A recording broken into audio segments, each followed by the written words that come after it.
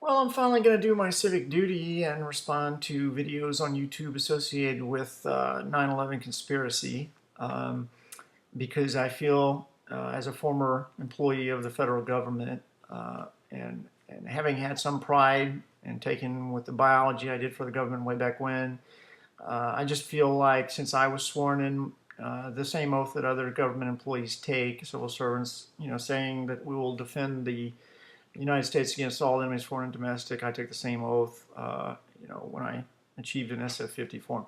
Anyway, what I wanted to talk about was there was a conspiracy on 9/11.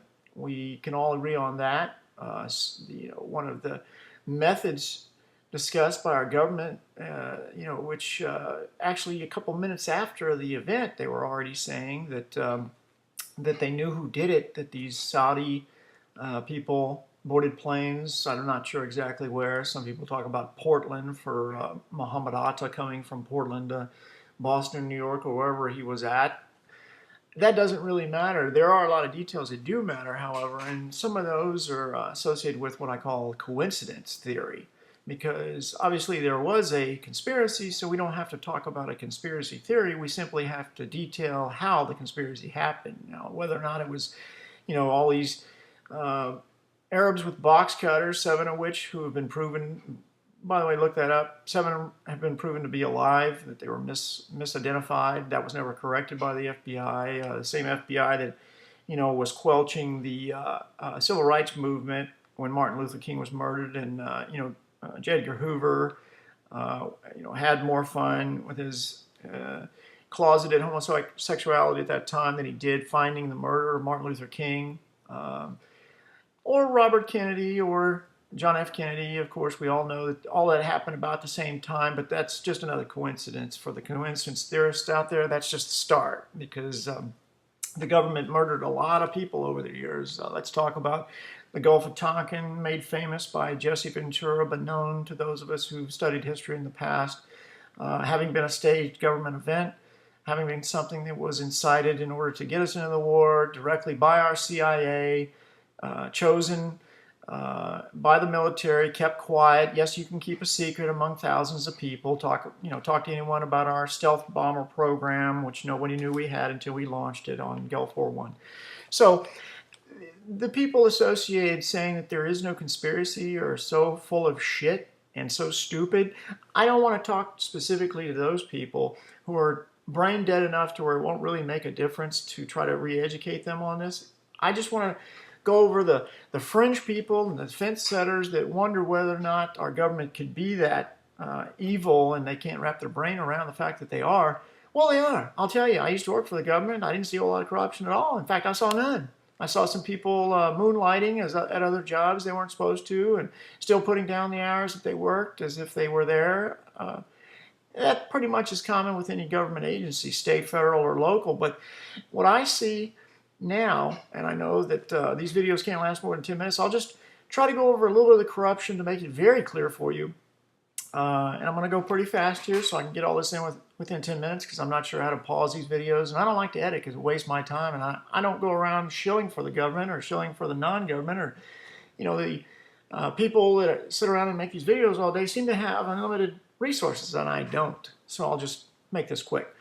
There were drills going on regarding crashing planes into buildings, as terrorist tactics. The same day that the terrorist tactics occurred. That's coincidence number one that makes absolutely no sense, because we were told by our government in multiple press conferences that we could never envision, anyone using planes as weapons and flying them into.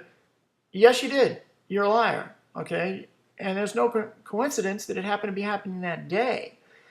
Just as there's no coincidence that a mogul landlord would come into acquiring the World Trade Complex, leasing it for 99 years, and just the year before it got destroyed, taking out all this terrorism insurance on it, making $7 billion off of a $20 million investment. I guess that's another coincidence. So I'm going to throw all these out as coincidences, okay? Not one, not two, not three, but 3 buildings. Okay. In other words, we had 3 buildings identically 9.8 meters per second, that's the acceleration of gravity towards the Earth. All three of these falling at free fall speed, at that speed, at some point in their fall, and don't try to quibble about, well, only 10 floors did that. No, if any part of a building does that, it's free fall, it means that the core columns have been severed. But in order for any amount of force to sever all core columns for an entire high-rise building simultaneously, the amount of energy is incredible. Much more than a plane, because a plane can only go in, as you saw, dent the side of a building, impale itself into the building, thrust itself into the building, but the support structure for that building, those core columns get thicker as they go down. So they're very, very strong at the base because they have to support a factor of safety, load factor of at least 2x, probably 3 or 4, above them. So if you wanted to have the building collapse completely, and of course the pancake theory, just like the Gulf War, was changed to something else, and this is how it happened. No, this is how it happened. No, this is how it happened. Those are just coincidences. They couldn't come up with the idea of how it happened. But let's look at World Trade Center 7, because I watched an idiot put a video up here talking about how it was some kind of red herring. No, it's the smoking gun of the whole damn thing, and the reality of the situation is because building number 7 was a controlled demolition, any idiot could look at that with their own eyes and see that 3 sides of that building were not on fire. At most one side of the building, I'll grant, where there were fires, but at most one side of the building had fires that were significant enough to even see, because the other 3 sides didn't have any. So it would basically, if this side was burning, where would it go? Would it go straight down? Could you sever all of those core columns simultaneously? No, you couldn't, not with fire. Even if you weaken the steel, like people like to say, doesn't matter. The other core columns are going to stand there and provide resistance, so it's going to go like that, or like that, or like this, or like this. But it's not going to fall symmetrically straight down, and there's not going to be a crimp in the middle because that's a controlled demolition. That's exactly what happened. We're also expected to believe that the same landowner that made all this money on these buildings that were being condemned because of the asbestos and the lack of fireproofing that they did have in some areas, had been basically condemned. The whole thing was going to have to be redone. He didn't want to pay for that. But he seemed to have some kind of powers over our fire department, telling them in essence, hey, we're going to pull the building, so let's pull them, get them out of there. So he controls the fire department. And like the moron said, it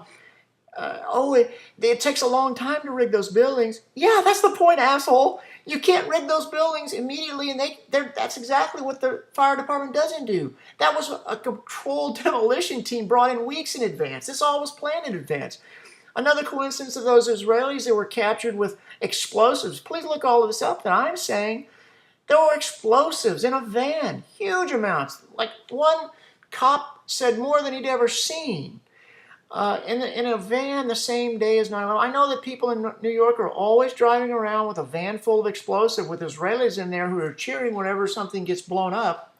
I know that that's another coincidence, or series of coincidences, and the fact that those Israelis were never reported on after they were released, even though they were said to be captured and detained by our law enforcement and found that they had all those explosives. Well, why were they not prosecuted? Why was that not in the media? Well, must not be a conspiracy, must just be another coincidence. That shit happens every day in New York, right? There's always 5 Israelis driving around with a van full of explosives over there at the bridge right next door to the World Trade Center. You see how this is all going? There's just too many coincidences. I'm sorry. Doesn't work that way. If you go into a murder trial and you say, oh, it was all coincidence, he didn't do it. Not a good enough defense. He did it, and we did it. The government did this, okay? Duh.